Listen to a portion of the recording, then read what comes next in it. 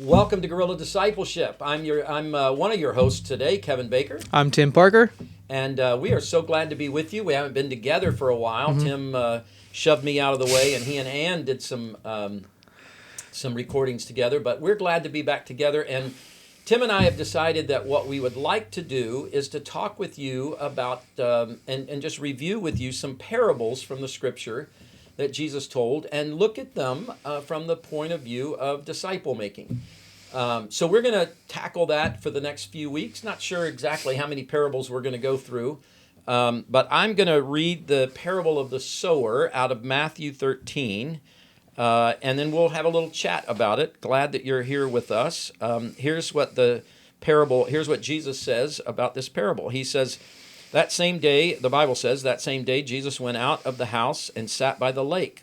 Such large crowds gathered around him that he got into a boat and sat in it while all the people stood on the shore. Then he told them many things in parables, saying, a farmer went out to sow seed. As he was scattering the seed, some fell along the path, and the birds came and ate it up. Some fell on rocky places where it did not have much soil. It sprang up quickly because the soil was shallow. But when the sun came up, the plants were scorched, and they withered because they had no root. Other seed fell among thorns, which grew up and choked the plants. Still other seed fell on good soil, where it produced a crop, 100, 60, or 30 times what was sown. He who has ears, let him hear.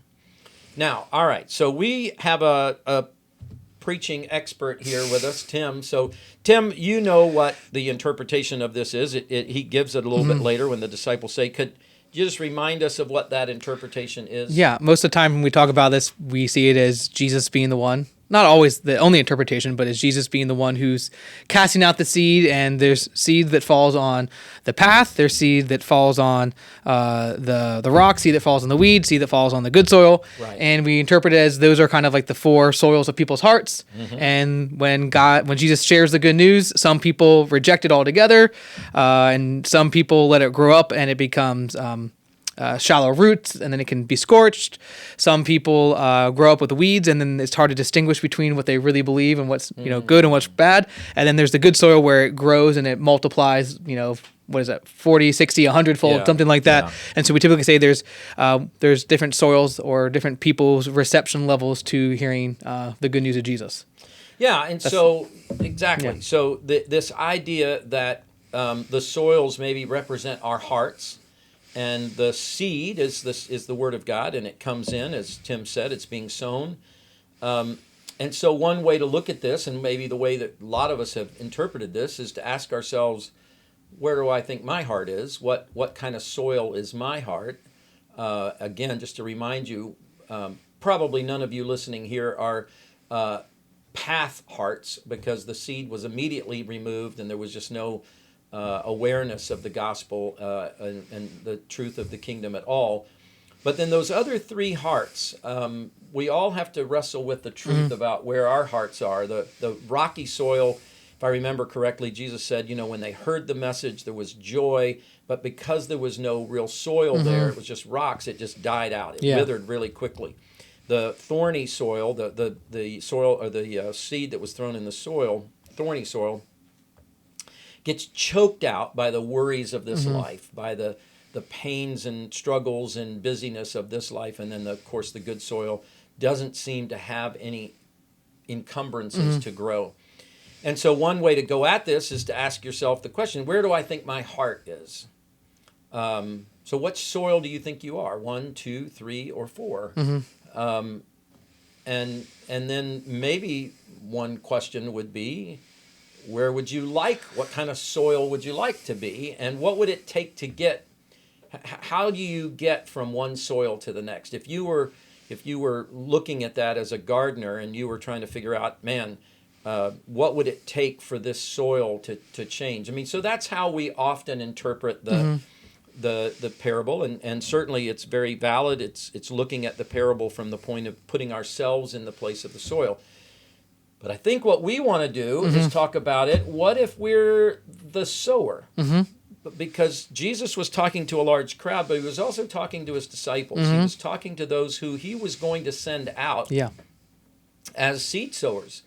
And so think about this parable in terms of you're a gardener, you're a farmer, and you've got seed and you want to plant it, and you've got 4 soils. Where would you plant your seed? And what does that mean for us as disciple makers? That's the question that I want us to talk about. What help does this parable give us as disciple makers? Tim, do you have some thoughts?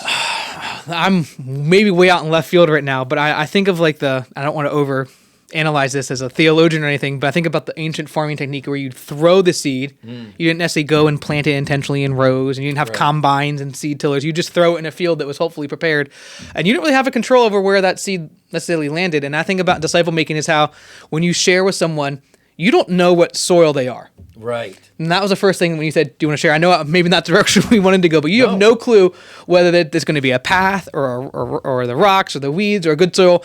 And I would say most of the time for me personally, I already have a guess or I think I know, and I'm always surprised. I'm always like, that person's probably good soil. Like this, let's go and throw some good news over in this direction. And all the times the people I pick, God's like, maybe, but not yet. It's always the people that I think, oh, they're a little rocky, they're rough around the edges, or they're too busy, or they're not ready to hear it, are always the ones who are more ready to hear it than the ones I pick.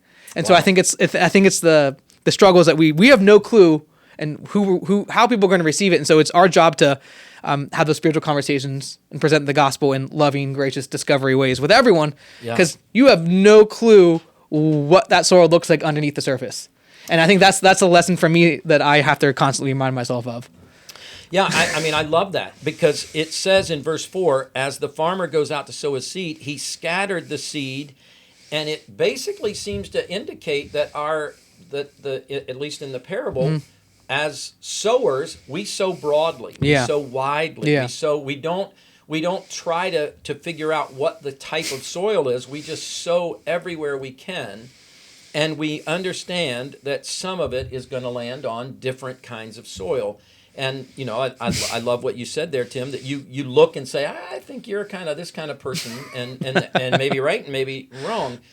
But we don't get to choose where we sow the seed. We just scatter the seed. I love that word there, that idea that we are seed scatterers. And think about this.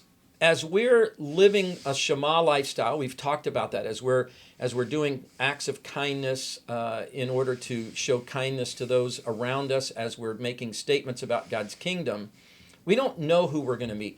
We have no idea who and where we're going how we're going to encounter people. I remember years ago, I was shopping with Michelle. I think we were in Kmart. We had little kids, and we did a shopping trip. We got home, and one of the things that we needed was diapers. So we get home, and of all things, we left the diapers back at the store. So we were in desperate need. We didn't have a supply left. So I said, I'll go back up to the store. So I run back up. It's a 20-minute ride up to Kmart, I think is where we were. Ride up to Kmart. And I walk in and go to the register where we had been, and there was no diaper. I thought, well, see, the diaper's sitting there. And I went back to the person that was at the counter at the time. I couldn't remember whether they were the ones that waited on us. And I said, hey, we bought some diapers, and I forgot them. I didn't I didn't take them out. I left them here. And she was new on the register. She said, well, do you remember what kind they were? I said, oh, yeah, I remember what kind they were. And I went back, and she said, well, go back and get the package. That'll be fine. So I go back, and I'm just going to confess to you, I go back. We bought, because we didn't normally buy diapers at Kmart. We normally got our diapers, I think, probably at like Sam's Club or something where they were a bigger supply. And so we bought the cheapest diapers we could get. And so when I went back, I thought, just in my head, I thought, she would never know that I didn't buy Huggies. So I'm looking, I don't know if any of you ever get those temptation kind of thoughts, but I had this thought. So I thankfully, the Lord helped me not to give in to that thought, and I picked up what we had actually bought. But I'm confessing to you that I did have the thought of getting something different than what we bought. So I go back, and when I'm walking back towards the girl that I had talked to when I came back, I noticed that she was talking to another checkout person and who was pointing at me. And I just assumed that they were like, oh, yeah, here he comes kind of thing.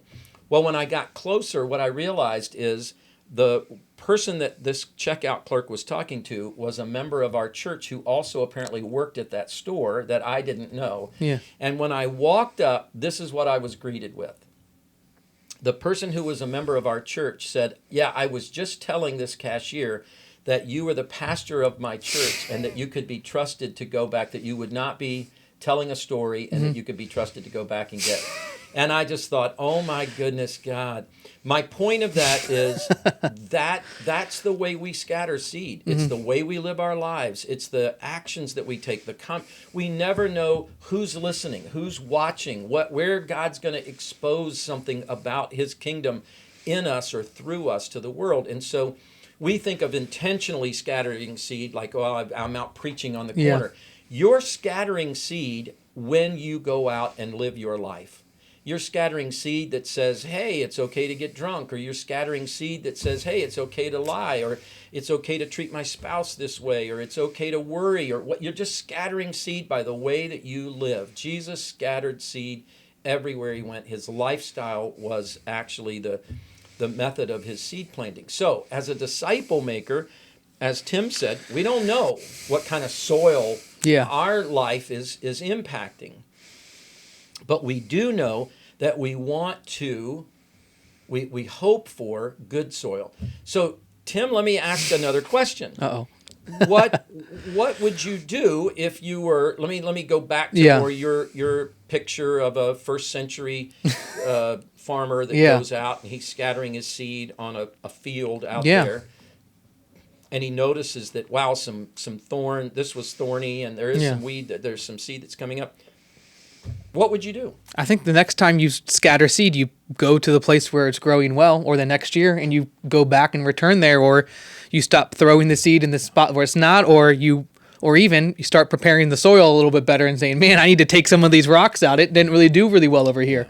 And that's really good. Now, the problem is we can't change the soil of someone else's heart. Right. Only God can. But what Tim said that I want to just play up on is we wouldn't intentionally sow seed where we see that things are rocky. So it's a little bit like, hey, if there's a person that's rejecting the word that we're trying, or the lifestyle that we're sharing, or the kingdom messages that we're giving, if they're rejecting it, it's not our job to change their soil. Right. We just say, gosh, this might not be the best place for me to sow my seed. On the other hand, if you just have a casual conversation that becomes spiritual with someone and they follow up with you and they're like, I want to know more about this, we dedicate ourselves, we commit ourselves to a following up because it seems as if there's good soil there, or at least the potential for good soil. It may be that it's thorny soil, we don't know, right? But there's something springing up, and we want to cultivate and continue to cultivate that. So we can't change the soil. Really, it's hard to change the soil of our own hearts. I think we can, by the grace of God and with the power of his Spirit, pray and ask God to help us with that. And there are some decisions that we make, but we certainly can't change the soil of anybody else's heart. But we can be wise about where we follow up planting, where we continue to spend our energies. I don't know whether Jesus was trying to indicate that for his disciples. I was going to just follow up with this part out of Matthew 13. When the disciples were confused, like, Jesus, why do you keep teaching everybody in parables? And finally, he said, let me tell you what the parable means. And this is what he said in Matthew 13.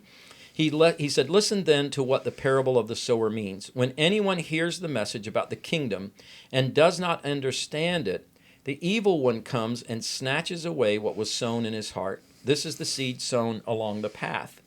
The one who received the seed that fell on rocky places is the one who hears the word and at once receives it with joy. But since he has no root, he lasts only a short time. When trouble or persecution comes because of the word, he quickly falls away. The one who received the seed that fell among the thorns is the man who hears the word, but the worries of this life and the deceitfulness of wealth choke it, making it unfruitful. But the one who received the seed that fell on good soil is the man who hears the word and understands it. He produces a crop yielding 160 or 30 times what was sown.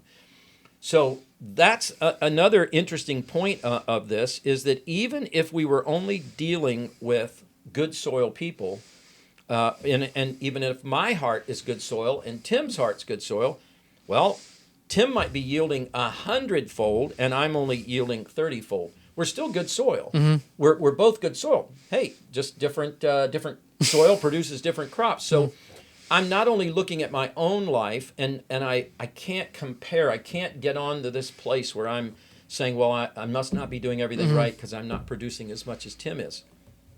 Jesus seemed to indicate that not every soil is going to produce the same amount, even good soil. On the other hand, when we're discipling people, when we're helping to sow the seed in their lives, we're going to expect to see different fruit produced as well. Excuse me. I talked myself into not having any ability to talk.